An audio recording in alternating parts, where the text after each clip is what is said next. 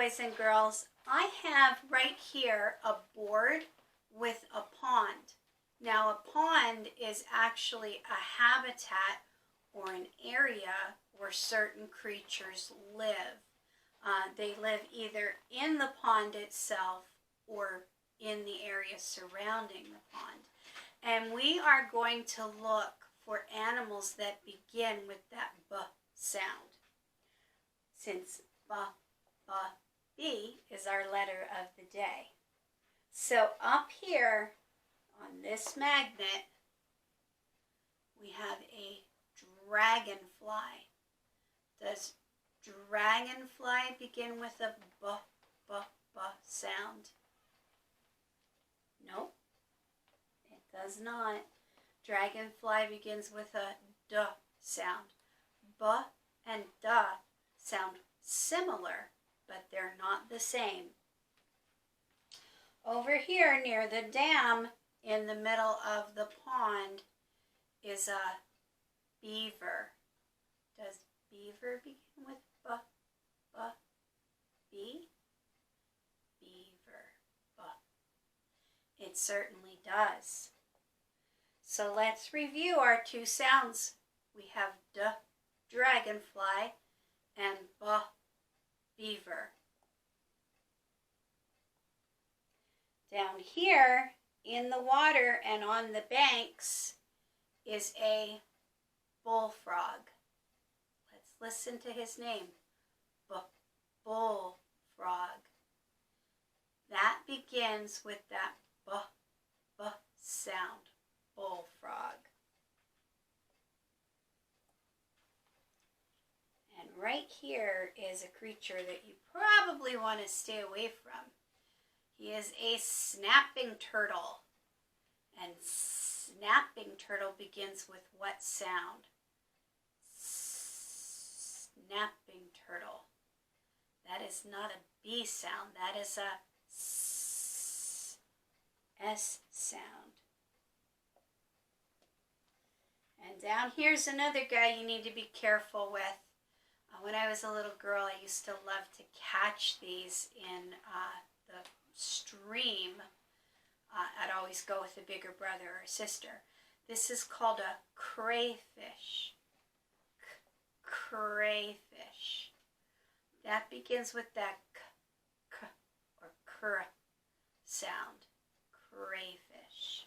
So that does not have our beginning B sound. And this is one of my favorite birds. They like to eat the fish. So these are called blue herons. Blue heron. And that begins with a B sound. And you know what else begins with that B sound? The word bird. A blue heron is a bird. It's like he gets 2 points no matter what you call him. And this is another one of my favorite animals. It looks like a bird, but it's not. It's actually a bat. And bats are very good for the habitat of that pond because bats eat a lot of insects. So bat begins with what sound? Bat. That begins with that B sound. So I'm going to lay out all of our animals that begin with the B sound. We have the beaver and a bullfrog. And we've got a blue heron. And then we've got the bat. And before we go, I want to make sure that I put them back where they belong. And do you know why? Because it's so important for us to never, ever take an animal that we find out in the wild and to take him home with us. Because this habitat that they live in actually has everything that they need to survive. And it's not fair to take an animal out of the wild and to make it a pet. We tried to do that once with crayfish when my children were small, and all of our crayfish except for one died because we weren't able to keep them in the right habitat that they had in nature.